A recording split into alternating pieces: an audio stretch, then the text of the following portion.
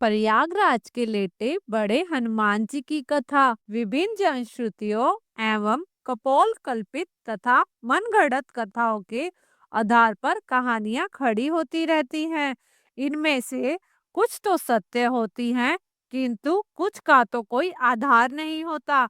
यही बात इलाहाबाद में प्रयाग क्षेत्र के संगम तट पर स्थित पुराण प्रसिद्ध लेटे हनुमान जी के विषय में है।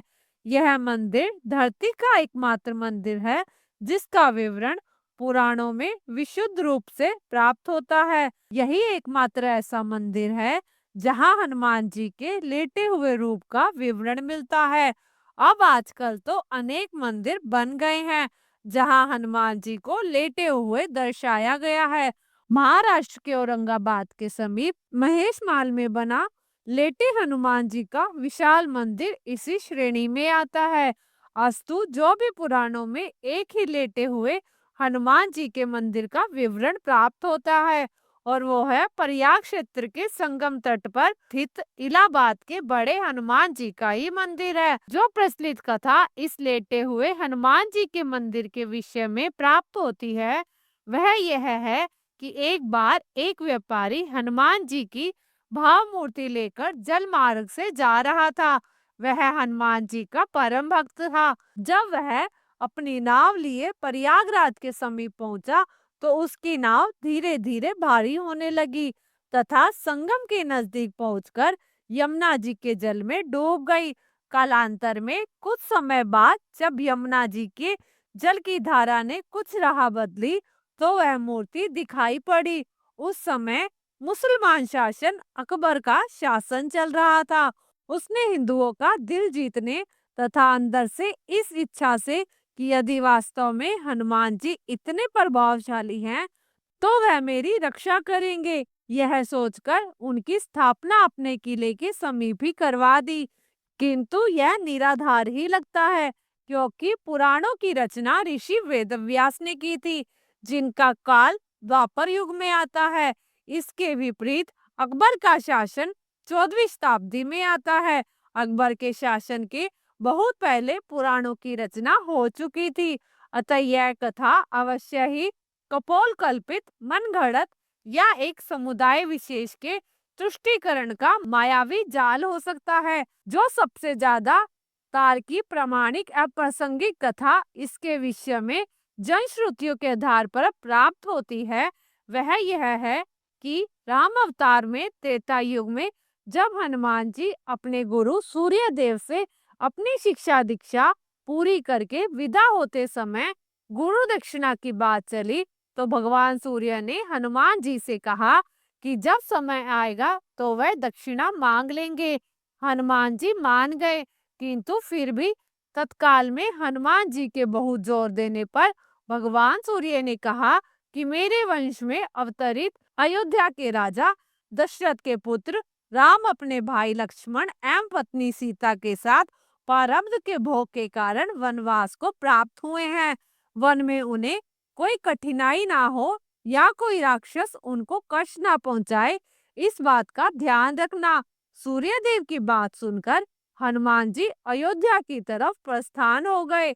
भगवान ने सोचा कि यदि हनुमान सब राक्षसों का संहार कर डालेंगे तो मेरे अवतार का उद्देश्य तो समाप्त हो जाएगा। अतः उन्होंने माया को प्रेरित किया कि हनुमान जी को गहरी निद्रा में डाल दो। भगवान का आदेश प्राप्त कर माया उधर चली जिस तरफ से हनुमान जी आ रहे थे। इधर हनुमान जी जब चलते हुए गंगा के तट पर पहुंचे तब तक भगवान सूर्य अस्त हो चुके थे। हनुमान जी ने माता गंगा को प्रणाम किया तथा रात में नदी नहीं लांघते यह सोचकर गंगा के तट पर ही रात व्यतीत करने का निर्णय लिया और वहीं हनुमान जी के हृदय में अपने गुरु की आज्ञा पालन का संदेश घूम रहा था। अतः उन्हें नींद भी नहीं आ रही थी, अतः वह आसन लगाकर ध्यानस्थ हो विचार मगन हो गए। इधर माया ने जब उन्हें ध्यानस्थ देखा तो वह डर गई क्योंकि यदि प्रातः काल हो गया तो हनुमान जी अयोध्या पहुंच जाएंगे तथा प्रण के दृढ़ निश्चय हनुमान जी अपना कार्य प्रारंभ कर देंगे।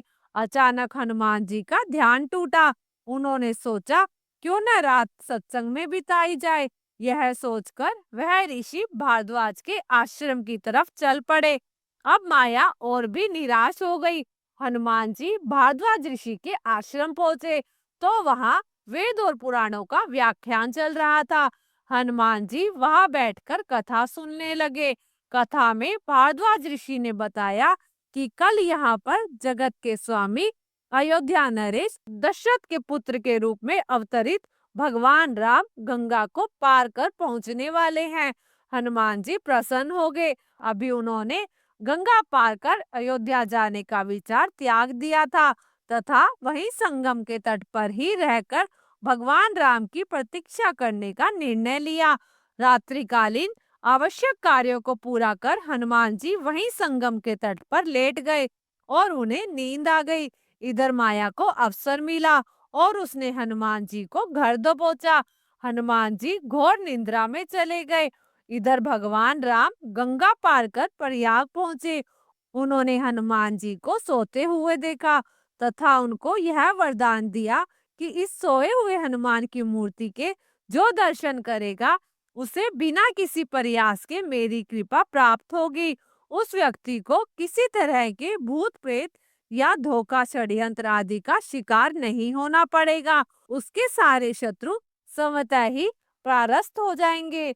इस तरह हनुमान जी को अमोघ वरदान देकर भगवान राम भारद्वाज ऋषि के आश्रम तथा अक्षय वृक्ष का दर्शन करते हुए आगे बढ़ गए। यह वरदान आज अक्षरशः सत्य हो रहा है।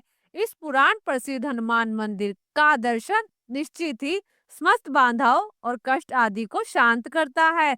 इधर प्रातःकाल जब गंगा देवी ने देखा कि एक प्राणी उनकी तरफ ही पैर फैलाकर सो रहा है तो उन्होंने अपने आप को अपमानित महसूस करते हुए हनुमान जी को डुबो दिया। सूर्य देव ने जब प्रातःकाल अपने शिष्य हनुमान जी की यह दशा देखी तो उन्होंने गंगा को श्राप दिया कि तुम्हारा हृदय मैला है, जो अज्ञानतावश तूने एक सीधे साधे प्राणी को दंड दिया।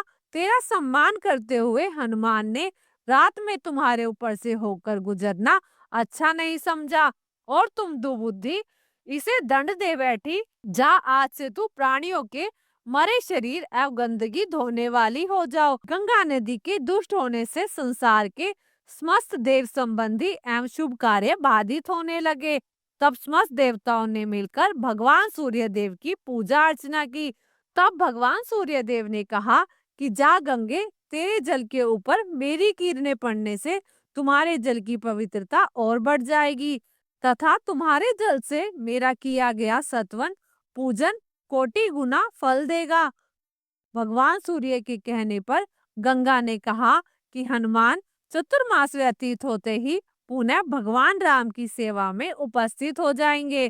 तब तक हनुमान जी किष्किंधा पर्वत पर सुग्रीव की सेवा में लगे रहेंगे। चतुर्मास व्यतीत होने पर भगवान राम माता सीता की खोज करते हुए किष्किंधा पर्वत पर पहुंचे। वहां पर उनकी मुलाकात भगवान राम से हुई। अस्तु कालांतर में जब मुगल शासन के दौरान अकबर के समय में जब बादशाह अकबर ने उस सिद्ध तपोभूमि को अपने किले के रूप में परिवर्तित करना प्रारंभ किया तब उसकी दीवार की ही सीध में सोए हुए हनुमान जी का मंदिर पड़ गया। उसने तत्कालीन हिंदू धर्म गुरु एवं पंडितों को रुपए पैसे देकर डरा धमकाकर उस सोए हुए हनुमान जी के मंदिर को अन्यंत्र स्थापित करवाने के लिए राजी किया। हनुमान जी की मूर्ति की खुदाई होने लगी।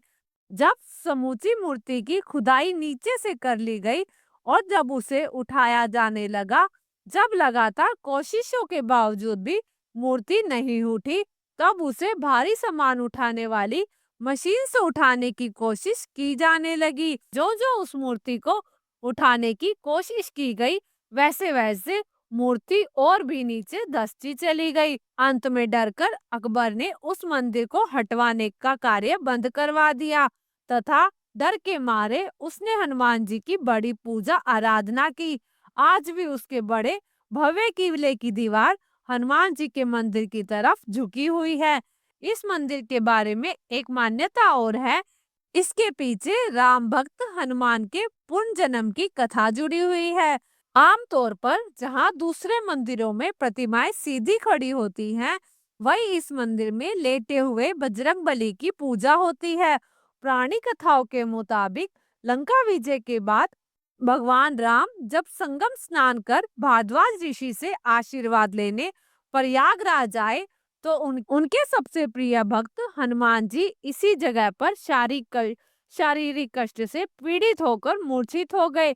पवन पुत्र को मरणासन देखकर मां जानकी ने उन्हें अपने सुहाग के प्रतीक संदूर से नई जिंदगी दी और हमेशा स्वस्थ है और आरोग्य रहने का आशीर्वाद प्रदान किया। मां जानकी द्वारा सिंदूर से जीवन देने की वजह से ही बजरंगबली के ऊपर सिंदूर चढ़ाने की परंपरा है।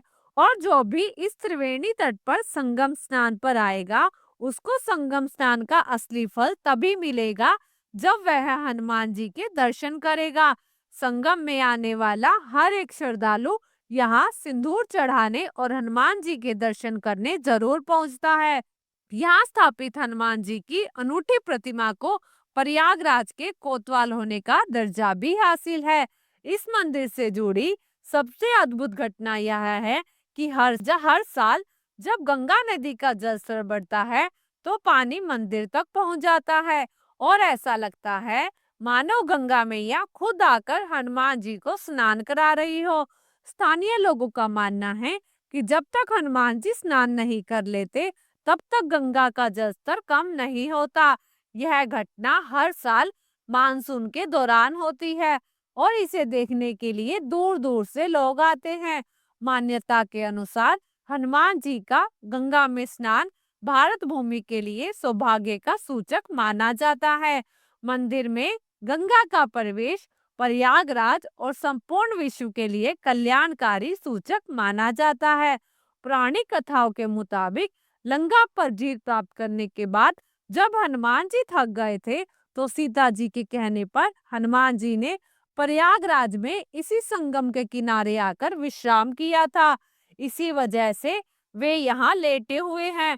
हनुमान जी के बारे में ये कहा जाता है कि वो बहुत कम सोते थे। पौराणिक कथाएं कहती हैं कि हनुमान जी ने अपने जीवन का ज्यादातर समय भगवान राम की सेवा में बिताया। इस मंदिर का इतिहास 600 से 700 साल पुराना माना जाता है। इस मंदिर को लेटे हुए हनुमान मंदिर, किले वाले हनुमान जी, लेटे हुए हनुमान जी, बाघ वाले हनुमान जी या श्री बड़े हनुमान जी मंदिर के नाम से जाना जाता है। यह भी कहा जाता है कि संत स्मर्त गुरु रामदास जी ने यहाँ हनुमान जी की मूर्ति स्थापित की थी। वहीं कुछ लोगों का कहना है कि इस मूर्ति को एक व्यापारी ने स्थापित किया था। मंदिर से जुड़ी एक अन्य कहानी ये है कि कन्नौज के राजा की कोई संतान नहीं थी। उनके गुरु ने उन्हें उपाय के रूप में बताया था कि हनुमान जी की ऐसी प्रतिमा का निर्माण करवाइए जो राम लक्ष्मण को नागपाश से छुड़ाने के लिए पाताल में गए थे। हनुमान जी का यह विग्रह विंध्याचल पर्वत से बनवाकर लाया जाना चाहिए। कन्नौज के राजा ने ऐसा ही किया। वह विंध्याचल से हनुमान जी की प्रतिमा नाव से लेकर आ रहे थे, तभी अचानक से नाव टूट गई और हनुमान जी जलमग्न हो गए, जिससे राजा बहुत दुखी हुआ। वह अपने राज्य वापस लौट गए। इस घटना के कई वर्षों बाद जब गंगा का जलस्तर घटा, तो वहां धूनी जमाने का प्रयास कर रहे राम भक्त बाबा बालगिरी महाराज को यह प्रतिमा मिली। फिर उसके बाद वहां के राजा द्वारा मंदिर का निर्माण कराया गया। पौराणिक कथाएं के अनुसार हनुमान जी ने अपने जीवन का ज्यादातर समय भगवान राम की सेवा में बिताया और वह बहुत कम सोते थे। हनुमान जी की नींद को लेकर यह मान्यता है कि वह केवल तब सोते थे जब उनके पास सेवा का कोई काम नहीं होता था। हनुमान जी आदित्य शक्ति और ऊर्जा के प्रतीक माने जाते हैं, इसलिए वह थकते नहीं थे। लेकिन फिर भी कुछ समय ऐसे आए जब उन्होंने थकान को अनुभव किया। माता सीता की खोज। जब हनुमान जी ने माता सीता की खोज के लिए लंका की यात्रा की, तो उन्होंने कई कठिनाइयों का सामना किया। इस दौरान उन्हें लंबी उड़ान और लड़ाई के कारण थकान महसूस हुई। लंका में रावण के साथ युद्ध के समय हनुमान जी ने राक्षसों से लड़ाई की और संघर्ष में उन्हें थकान का अनुभव हुआ। भारत में कई राज्यों में हनुमान जी की खास मुद्राओं की मूर्तियां हैं, जिसमें उड़ते हुए हनुमान जी, पर्वत उठाए हनुमान जी, पंचमुखी के रूप में स्थापित हनुमान जी शत्रु बाधा, बीमारी और मन मुटाव को दूर करने के लिए पूजे जाते हैं। उल्टे हनुमान जी का मंदिर इंदौर में है। यहाँ हनुमान जी की उल्टे मुख वाली मूर्ति स्थापित है, जो भक्तों को चिंताओं से मुक्त करती है। बजरंगबली के लेटे हुए मंदिर में पूजा अर्चना के लिए यूं तो हर रोज देश के कोने कोनों से हजारों भक्त आते हैं, लेकिन मंदिर के महत्व आनंदगिरी महाराज के अनुसार राष्ट्रपिता महात्मा गांधी के साथ साथ पंडित नेहरू, इंदिरा गांधी, राजीव गांधी, सरदार पटेल, चंद्रशेखर आजाद आदि तमाम विभूतियों ने अपने सर को यहाँ झुकाया, पूजन किया और अपने लिए, अपने देश के लिए मनोकामनाएं मांगी। कहा जाता है कि यहाँ मांगी गई मनोकामना अक्सर पूरी होती है।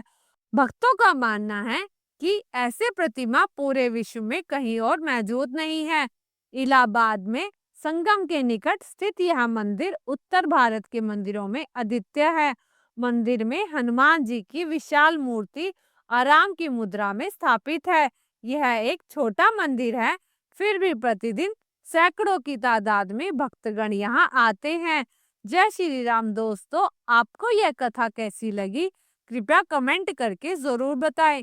वीडियो पसंद आया तो वीडियो को लाइक करें, कमेंट करें और जय श्री राम अवश्य लिखें। और ऐसी ही बहुत सारी कहानियां सुनने के लिए हमारे चैनल को सब्सक्राइब जरूर करें। धन्यवाद।